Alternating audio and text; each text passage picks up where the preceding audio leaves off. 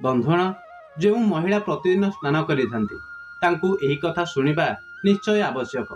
तथा जो भी स्त्री पुरुष निर्वस्त्र स्नान करी क्यों पाप लगी थाए जीवन में यार की प्रभाव पड़ी थाए यही एक कहानी माध्यम आज आम आपण को कहबू एवं यह सहित यही वीडियो आपण को बहुत भल सूचना और शिक्षा प्रदान करिवो। यही कारणरू बंधुगण आम सहित शेष जाए जोड़ी होई रुहंतु। बंधुगण, एक समयर कथा जे भगवान विष्णु माता लक्ष्मी हरिद्वार रे भ्रमण करुले। तेबे माता लक्ष्मी देखिले कि समस्त मनुष्य गंगा स्नान करी हर हर गंगा कही चली जाउछंती। प्रिय बंधुगण, जदि आपण एही कहानी शुणुछंती ते पूरा शुणंतु, कारण अधा अधूरा ज्ञान कौन विषय सहित समान होई थाए। यह व्यतीत हे माता लक्ष्मी, जो भी भक्त यही वीडियो को लाइक करिवो एवं चैनल को सब्सक्राइब करी कमेंट बॉक्स रे जय लक्ष्मी नारायण लिखिबे, तांकरी घरे केबे भी धनर कम रहिबो नाही तथा तांकरी घरे सर्वदा धनरे भरी रहिबो। बंधुगण, जय माता लक्ष्मी देखिले कि समस्त मनुष्य स्नान करी हर हर गंगा कही चली जाउछंती, परंतु सबु दुखी एवं व्यस्त अटंती। ते माता लक्ष्मी बहु आश्चर्य होई करी भगवान विष्णु को पचारिले, हे प्रभु, गंगारे एते थर स्नान करिया परे मध्य तांकर पाप एवं दुखर नाश काहेकि हेला नाही? कौन गंगारे एबे कलिजुग कारणरू सत्यता रही नाही? बंधुगण, भगवान विष्णु हसिदे कहिले, हे देवी लक्ष्मी, गंगारे तो सही समर्थ्य रही, किंतु सही लोक माने पापनाशिनी गंगारे स्नान ही करि नाहांती, तेबे पुणी तांकु किपरि लाभ हेबो? तेबे माता लक्ष्मी आश्चर्य होई कहिले, हे प्रभु, स्नान किपरि करि नाहांती? समस्ते तो गंगारे स्नान करि जाउछंती एवं एबे जाए तांकरी शरीर मध्य सुखी नाही। तेबे भगवान विष्णु कहिले, एही लोक तो केवल गंगा जल रे बुड़ी करि आसुछंती। हे देवी, मु तुमको काली यार रहस्य बुझाइबी। यह कही विष्णु और लक्ष्मी सेठारु अंतर्ध्यान होई गले। बंधुगण, आर दिन हठात बहुत जोर रे वर्षा हेबाकु लागिला, फल कादुआ कचड़ा भरी गला। एक चौड़ा रास्ता रे गोटे गभीर गात थिला, जेउथिरे चारिआडे कादुआ भरी रहिथिला। ते भगवान विष्णु निज लीला रे एक ब्राह्मणर वृद्ध रूप धारण करिनेले एवं कौनसी असहायक परी गातरे जाई करी पड़ी गले। मानंतु कि जेपरी कौनसी मनुष्य चली चली गातरे पड़ी जाइछि ओ बाहरिया पई चेष्टा करिबा परे मध्य बाहरी पारु नाही। तांको सहित लक्ष्मी को से बुझाई गात पाखरे बसाई देले कि, देख, तुमे लोकन को सुना सुनाई एपरी डाकी रुहंतु कि मोरी वृद्धपति आकस्मिक भाव में गातरे पड़ जाइछंती। कौनसी पुण्य आत्मा ही याकु बाहर करी तांकरी प्राण बंचातु एवं असहायक सहायता करंतु। बंधुगण, भगवान विष्णु लक्ष्मी को यह मध्य बुझाई देले कि जेबे किए गातरु मते बाहर करिया पे प्रस्तुत हुए, तेबे आहु एतिकी कहिदेव कि मोरी पति सर्वथा निष्पाप पुण्यवान ब्राह्मण अटंती। याकु एही व्यक्ति छुईब जे निजे भी निष्पाप होइथिबो। जदि आपण निष्पाप अटंती तेबे ही तांकु हाथ लगाइबे, अन्यथा हाथ लगाइबा परे तांकरी तेजर कारणरू आपण भस्म होइजिबे। बंधुगण, भगवान लक्ष्मी तथास्तु कही करी गात पाखरे बसी गले एवं आसुथिबा जाउथिबा लोकंकु सुनाई सुनाई भगवान श्रीहरिंको शिक्षा होइथिबा कथा बारंबार कहिबाकु लागिले।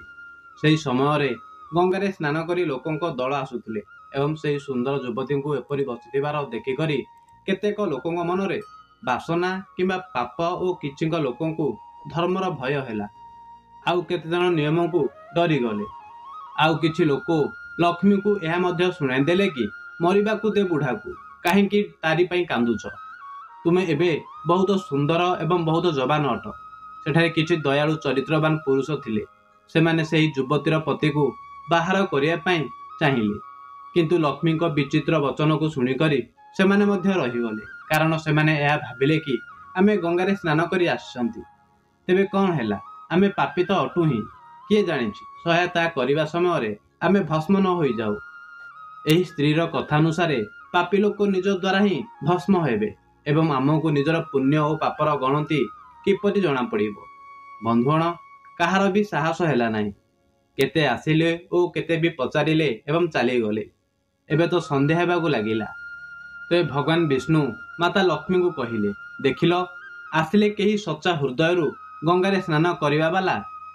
बंधुगण, तेबे किछि समय परे एक नवजुवक ब्राह्मण हाथ में ढाल धरी हर हर गंगा कही नदी बाहरी आसिक मंदिर आड़ को जाऊला। जेबे तार दृष्टि से स्त्री उपरे पड़िला तथा तांकर निजर व्यवस्थार विलाप शुणिकी युवकर हृदय करुणार भरी आसिला। लक्ष्मी रगी करी कहिले कि भाई जदि तुमे सर्वदा निष्पाप पुण्यवान होई नथिबो तेबे मोरी पति को छुईबा मात्रे ही आपण निजे निजे जलिकरी भस्म होइजिबो। बंधुगण सेही युवक सेही समय बिना किसी संकोचरे दृढ़ निश्चयर सहित लक्ष्मी को कहिले, हे माता मोर निष्पाप तथा पुण्यवान हेबारे आपनकु संदेह काहींकि हेउछि? आपण देखुनाहांती कि मु एबे एबे गंगारे पुण्य स्नान करी गाधोई करी आसीछि। भला पापनाशिनी परम तेजस्वी गंगा मातांग मध्यरे गोता लगाइबा परे भी केबे पाप रही थाए? हे देवी मु एबे आपणक पति को एही पीड़ारु मुक्ति करी एही दुर्गंधरु बाहर को काढुछि। कृपा करंतु मोरी उपरे विश्वास रखंतु। एपरी कही करी सेही युवक जनक बुढ़ा को ऊपर को उठाई आनिला। बंधुगण सेही समय भगवान विष्णु और लक्ष्मी तांकु पुण्य फलर अधिकार भावी करी निजर असली रूपरे प्रकट होई तांकु साक्षात दर्शन देई करी कृतार्थ कले। बंधुगण पुणी भगवान विष्णु माता लक्ष्मी को कहिले, हे लक्ष्मी एते सारा लोकंक मध्यरे केवल एही एक युवक ब्राह्मण ही गंगा स्नान करिछि। देवी एही दृष्टांतर अनुसार जो लोक बिना श्रद्धा एवं विश्वासर केवल दंभ पाई गंगा स्नान करिथांती तांकु वास्तविकतारे कौनसी फल मिल न थाए, परंतु एहार एही अर्थ नुह कि गंगा स्नान व्यर्थ जाइथाए। गंगा स्नान बहुत पुण्य रही थाए। बंधुगण एहापरे भगवान विष्णु माता लक्ष्मी को कहिले, हे देवी एबे मु आपनकु सेही 12टी कथा कहिबी। जो भी मनुष्य एही 12टी कथा को स्नान करिया समय ध्यान रखि थाए से केबे भी दुखी रही न थाए। तारी घरे देवी लक्ष्मी को बास होई थाए। तारी घर को अपार धन आसी थाए। घरे केबे भी लड़ाई झगड़ा किंबा क्लेश होई न थाए। तारी परिवार पूरा हस खुशी रे जीवन बिताई थांती। बंधुगण जेबे माता लक्ष्मी कहिले, हे प्रभु भगवान आपण आमको एही 12टी कथा कहंतु जहार मनुष्य जीवन उपरे किपरि प्रभाव होई थाए। एही विषय रे मु जानिबाकू चाहूँछि। कृपा करंतु एवं मोर जिज्ञासा को शांत करंतु। बंधुगण एहापरे भगवान विष्णु सेही कथा गुडी को कहबा आरंभ करिदेले और माता लक्ष्मी बहुत ध्यान रे सुनिबाकू लागिले। बंधुगण एही 12टी कथा को आपण समस्ते पूरापूरी ध्यान रे सुनंतु। एहापरे भगवान विष्णु कहले, हे प्रिय एही 12टी कथा कहिबा परे मु आपनकू आउ एक कथा कहिबी। जो महिला कपड़ा खोली करी स्नान करिथांती तांको पई एही कथा बहुत ही महत्वपूर्ण अटे। तेबे हे लक्ष्मी आपण एही कथा को बहुत ध्यान रे सुनंतु। फल विष्णु निजर वाणी को आरंभ करी एवं कहिबाकू लागिले, बंधुगण विष्णु कहिले, प्रतिदिन स्नान करिबा द्वारा शरीर निरोग रही थाए तथा मन प्रसन्न रही थाए। स्नान द्वारा चेहरे क्रांति एवं शारीरिक आकर्षण मध्य बढ़ी थाए। जदि एही नित्य कर्म द्वारा किछि विशेष कथा ध्यान रे रखा जाए तेबे आध्यात्मिकतारे मध्य बहुत लाभ पाई जाई पारिबो। सबुठारु प्रथमे स्नान करिया परे शुद्ध होई करी पूजा पाठ आदि सबु काम करिवार योग्य बनी थांती। एही कारणरू सकाळे ही स्नान करिलेबा उचित। द्वितीय कथा शास्त्र रे कहा जायछि कि स्नान करिबा द्वारा एही 7 गुणर प्राप्ति होई थाए। रूप, तेज, बल, पवित्रता, आयु, आरोग्य, निर्लोभ एवं आरोग्य स्वास्थ्य चाहूथिबा लोक को प्रत्येक मौसम रे प्रत्येक दिन स्नान करिबा उचित। चतुर्थ कथा अनुसार कहा जायछि कि सकाळे स्नान करिबा द्वारा पापर नाश होई थाए एवं पुण्य मिली थाए। यह मध्य कहा जायछि कि सकाळे गाधोइबा लोकंक पाखरे नकारात्मक शक्तिमान रही न थाए। एही कारणरू सकाळ समय रे स्नान करिबा उचित अटे।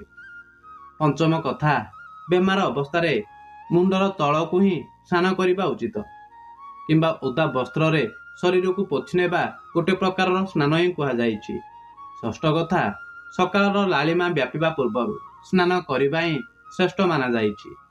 सप्तम कथा तेल लगाई करी एवं देह को मली मली नदी रे गाधोइबा मना अटे। एही जगार नदी बाहर को बाहरी कूल उपर ही शरीर को सफा करी नदी रे बुड़ीबा उचित अटे। अष्टम कथा जो घाटरे कपड़ा धुआ जाई थाए सेठिकार जल अपवित्र माना जाइछि। एही कारणरू सेठारु किछि दूर को हटी करी गाधोइबा उचित अटे। नवम कथा नदी रे 11 किंबा 21 थर बुड़ीबा योग्य कहा जाइछि। दशम कथा पवित्र नदी गुड़िकरे कपड़ा चिपिड़ीबा तो मना अछि ନଦୀରେ କୌଣସି ପ୍ରକାରର ମଇଳା ବୁହାଇବା ଉଚିତ ନୁହଁ। ଏକାଦଶ କଥା, ନଳର ତୁଳନାରେ ଝରଣାର ପାଣି, ଝରଣାଠାରୁ ଅଧିକ ନଦୀର ପାଣି, ନଦୀର ପାଣିଠାରୁ କୌଣସି ତୀର୍ଥର ଜଳଠାରୁ ଗଙ୍ଗା ଜଳ ଅଧିକ ଶ୍ରେଷ୍ଠ ମାନାଯାଇଥାଏ। ଅନ୍ତିମ ଦ୍ୱାଦଶ କଥା ଗଙ୍ଗା ମାତାଙ୍କ କଥା ଅଟେ କି ସ୍ନାନ କରିବା ସମୟରେ କିଏ ଚାହେଁ ଯେଉଁଠାରେ ବି ମୋର ସ୍ମରଣ କରିବ, ମୁଁ ସେଠାକାର ଜଳରେ ପ୍ରବେଶ କରିଯିବି। ବନ୍ଧୁଗଣ, ଏହାପରେ ଭଗବାନ ଶ୍ରୀହରି କହିଲେ, ହେ ଲକ୍ଷ୍ମୀ, ଏବେ ମୁଁ ମହିଳାଙ୍କ ବିଷୟରେ କହୁଛି, ଯେଉଁ ମହିଳା କପଡ଼ା ଖୋଲିକରି ସ୍ନାନ କରିଥାଏ। ଧର୍ମଶାସ୍ତ୍ରରେ ପ୍ରତ୍ୟେକ ଏକ ଜିନିଷ ପାଇଁ କିଛି ନିୟମ ବନାଯାଇଛି। ଏହି ନିୟମ ମଧ୍ୟରୁ ସ୍ନାନକୁ ନେଇକରି କେତେ ସାରା କଥା କୁହାଯାଇଛି। ଏହା ବି ମାନାଯାଇଛି କି ସାଧାରଣ ବ୍ୟକ୍ତିକୁ ଶାସ୍ତ୍ରର ନିୟମର ଜରୁରୀ ପାଳନ କରିବା ଉଚିତ ଅଟେ, ଯାହାଦ୍ୱାରା ତାଙ୍କରି ଘରର ସୁଖ ସମୃଦ୍ଧି ବନି ରହିଥାଏ ଏବଂ ଖୁସି ଆସିଥାଏ। ଏହା ସହିତ ଅପାର ଧନ ବରସିଥାଏ। ମାତା ଲକ୍ଷ୍ମୀ ପ୍ରସନ୍ନ ହୋଇଥାନ୍ତି। ମୁଖ୍ୟତଃ ଆମରି ଶାସ୍ତ୍ରରେ ଏପରି କିଛି କଥା ଲେଖାଯାଇଛି ଯାହାର ଆମେ ପାଳନ ବହୁ ସମୟରୁ କରି ଆସୁଛନ୍ତି, କିନ୍ତୁ ଏହାର କାରଣର ବିଷୟରେ ଆମକୁ ଏବେ ବି ପୁରା ସୂଚନା ପ୍ରଦାନ ହୋଇପାରି ନାହିଁ। ଏପରି ନିୟମ ମଧ୍ୟରୁ ଏକ ନିୟମ କି ନିର୍ବସ୍ତ୍ର ସ୍ନାନ କରିବା।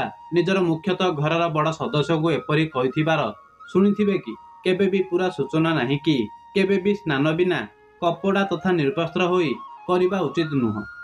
ଯଦି ଆମେ ପୌରାଣିକ କଥାଗୁଡ଼ିକର କଥା ହେବା, ତେବେ ନିର୍ବସ୍ତ୍ର ସ୍ନାନର ମନା କରିବାର ଏକ ସବୁଠାରୁ ବଡ଼ କାରଣ ଭଗବାନ ଶ୍ରୀକୃଷ୍ଣଙ୍କ ସମୟ ସହ ଜଡ଼ିତ ରହିଛି। ପୌରାଣିକ କଥାର ଅନୁସାରେ ଥରେ ଯେବେ ଗୋପିକାମାନେ ସରୋବରରେ ସ୍ନାନ କରୁଥିଲେ ଏବଂ ସେମାନେ ନିର୍ବସ୍ତ୍ର ଥିଲେ, ସେହି ସମୟରେ ବାଳକୃଷ୍ଣ ଗୋପୀମାନଙ୍କ ସବୁ ବସ୍ତ୍ରଗୁଡ଼ିକୁ ଲୁଚାଇ ଦେଲେ ଏବଂ ଗୋପୀମାନେ ନିଜର ବସ୍ତ୍ର ଫେରି ପାଇବା ପାଇଁ ପ୍ରାର୍ଥନା କଲେ। ତେବେ କୃଷ୍ଣ ତାଙ୍କୁ ବୁଝାଇଲେ କି କେଉଁଠାରେ ମଧ୍ୟ ନିର୍ବସ୍ତ୍ର ବସ୍ତ୍ର ଧାରଣ କରିବା ବିନା ସ୍ନାନ କରିବା ଉଚିତ ନୁହଁ। ଏହାଦ୍ୱାରା ଜଳର ଦେବତା ବରୁଣଙ୍କ ଅପମାନ ହୋଇଥାଏ। ଏହି କାରଣରୁ ଆପଣମାନଙ୍କୁ ନିର୍ବସ୍ତ୍ର ସ୍ନାନ ନ କରିବା ପାଇଁ ଉପଦେଶ ଦିଆଯାଉଛି। ଶ୍ରୀମଦ୍ ଭଗବତ ପୁରାଣର 10ମ ଅଧ୍ୟାୟର 10ମ ସ୍କନ୍ଧରେ ଏକ କଥା ରହିଛି। କୁବେରଙ୍କ ଦୁଇ ପୁତ୍ର ନଳକୁବେର ଏବଂ ମଣିଗ୍ରୀବ ଭଗବାନ ରୁଦ୍ରଙ୍କ ସେବକ ବନିଗଲେ। ଧନବାନ ହେବା ସହ ଭଗବାନ ଶିବଙ୍କ କୃପା ପ୍ରାପ୍ତି କାରଣରୁ ଦୁଇଜଣ ଗର୍ବୀ ହୋଇଯାଇଥିଲେ।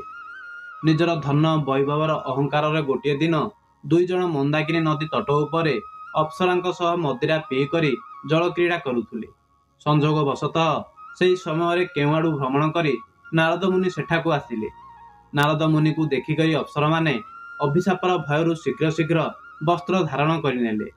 ଅପ୍ସରାମାନେ ହାତ ଯୋଡ଼ିକରି ନାରଦ ମୁନିଙ୍କୁ ଅଭିବାଦନ କଲେ, କିନ୍ତୁ କୁବେରଙ୍କ ଦୁଇ ପୁତ୍ର ନାରଦ ମୁନିଙ୍କ ଆଡ଼କୁ ଧ୍ୟାନ ଦେଲେ ନାହିଁ ଏବଂ ନିର୍ବସ୍ତ୍ର ଜଳ କ୍ରୀଡ଼ା କରି ରହିଲେ।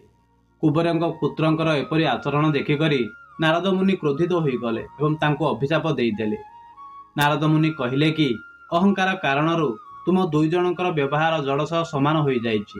ଏହି କାରଣରୁ ତୁମେ ଦୁଇଜଣ ବୃକ୍ଷ ବନିଯାଅ। 100 ବର୍ଷ ପରେ ଯେବେ ଭଗବାନ ଶ୍ରୀକୃଷ୍ଣଙ୍କ ଅବତାର ହେବ, ତେବେ ସେ ତୁମକୁ ଅଭିଶାପରୁ ମୁକ୍ତ କରିବେ। ନାରଦ ମୁନିଙ୍କ ଅଭିଶାପ ନଳ, କୁବେର ଓ ମଣିଗ୍ରୀବ ଅର୍ଜୁନ ବୃକ୍ଷ ବନିଗଲେ।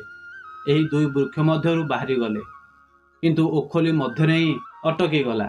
ଶ୍ରୀକୃଷ୍ଣ କିଛି ମାତ୍ରାରେ ଜୋର ଲଗାଇଲେ, ତେବେ ଦୁଇ ବୃକ୍ଷ ଭୂମିରୁ ଉପୁଡ଼ିଗଲେ ଏବଂ ତାଙ୍କରି ଜାଗାରେ ଦୁଇ ଯୁବକ ପ୍ରକଟ ହୋଇଗଲେ। ଅଭିଶାପରୁ ମୁକ୍ତ ହୋଇ ନଳ, କୁବେର ଓ ମଣିଗ୍ରୀବ ନିଜ ସ୍ଥାନକୁ ଫେରିଗଲେ। ବନ୍ଧୁଗଣ, ଯଦି ଆପଣ ଗାଧୋଇବା ସମୟରେ ଭାବୁଛନ୍ତି କି ବନ୍ଦ କୋଠରୀରେ କିଏ ଆପଣଙ୍କୁ ଦେଖୁନାହିଁ, ତେବେ ଏହା ବହୁତ ଭୁଲ ଅଟେ, କାରଣ ଈଶ୍ୱର ଆପଣଙ୍କୁ ସବୁ ସ୍ଥାନରେ ଦେଖିଥାନ୍ତି। ଏବଂ ଯଦି ଆପଣ ନିର୍ବସ୍ତ୍ର ହୋଇକରି ସ୍ନାନ କରୁଛନ୍ତି, ତେବେ ଏହା ମୁଖ୍ୟ ରୂପରେ ଜଳର ଦେବତା ବରୁଣଙ୍କ ଅପମାନ କରିବା ପରି ହୋଇଥାଏ। ନିର୍ବସ୍ତ୍ର ସ୍ନାନ ଦ୍ୱାରା ଆପଣଙ୍କୁ ପାପ ଲାଗିଥାଏ ଏବଂ ଆକସ୍ମିକ ଓ ଶାରୀରିକ କଷ୍ଟ ମଧ୍ୟ ହେବ। ଯଦି ଆପଣ ନିର୍ବସ୍ତ୍ର ସ୍ନାନ କରୁଥାନ୍ତି, ତେବେ ଆପଣଙ୍କ ଶରୀରରେ ନକାରାତ୍ମକ ଊର୍ଜା ପ୍ରବେଶ କରିଥାଏ ଏବଂ ଆପଣଙ୍କ ମାନସିକତା ମଧ୍ୟ ନକାରାତ୍ମକ ହୋଇଯିବ। ଏହି କାରଣରୁ ସର୍ବଦା ଆପଣଙ୍କୁ ଏହି ଉପଦେଶ ଦିଆଯାଉଛି କି ଆପଣ ଗାଧୋଇବା ସମୟରେ କୌଣସି ଏକ କପଡ଼ା ନିଶ୍ଚୟ ପରିଧାନ କରନ୍ତୁ, କିନ୍ତୁ ବିନା କପଡ଼ାରେ ସ୍ନାନ ନ କରନ୍ତୁ, ତେବେ ଆପଣଙ୍କ ପାଇଁ ଭଲ ହେବ। ବନ୍ଧୁଗଣ, ନିର୍ବସ୍ତ୍ର ସ୍ନାନ ଦ୍ୱାରା ଶରୀରର ସକାରାତ୍ମକ ଊର୍ଜା ଶରୀରରୁ ବାହାରକୁ ବାହାରି ଯାଇପାରିବ ଏବଂ ଏହାର ପ୍ରଭାବ ଆପଣଙ୍କ ଶରୀର ସହିତ ଆପଣଙ୍କ ମନ, ମସ୍ତିଷ୍କରେ ମଧ୍ୟ ହୋଇଥାଏ। ଗରୁଡ଼ ପୁରାଣ ଅନୁସାରେ ଯେବେ ଆପଣ ସ୍ନାନ କରିଥାନ୍ତି, ତେବେ ଆପଣଙ୍କ ମୃତ ପୂର୍ବଜ ଆପଣଙ୍କ ଆଖପାଖରେ ଅବସ୍ଥିତ ରହିଥାନ୍ତି। ଯଦି ଆପଣ ନିର୍ବସ୍ତ୍ର ସ୍ନାନ କରିଥାନ୍ତି ତେବେ ଆପଣଙ୍କୁ ପିତୃଦୋଷ ଲାଗିପାରିବ। ଏପରି ସ୍ନାନ କରିବା ଦ୍ୱାରା ଆପଣଙ୍କ ମୃତ ପୂର୍ବଜଙ୍କୁ ତୃପ୍ତି ମିଳିନଥାଏ ଏବଂ ଏହାପରେ ପିତୃଦୋଷ କାରଣ ବନିଯାଇଥାଏ ଓ ସେମାନେ କେବଳ ବସ୍ତ୍ରରୁ ବାହାରୁଥିବା ଜଳକୁ ଗ୍ରହଣ କରିଥାନ୍ତି, ଯାହାଦ୍ୱାରା ତାଙ୍କରି ତୃପ୍ତି ହୋଇଥାଏ।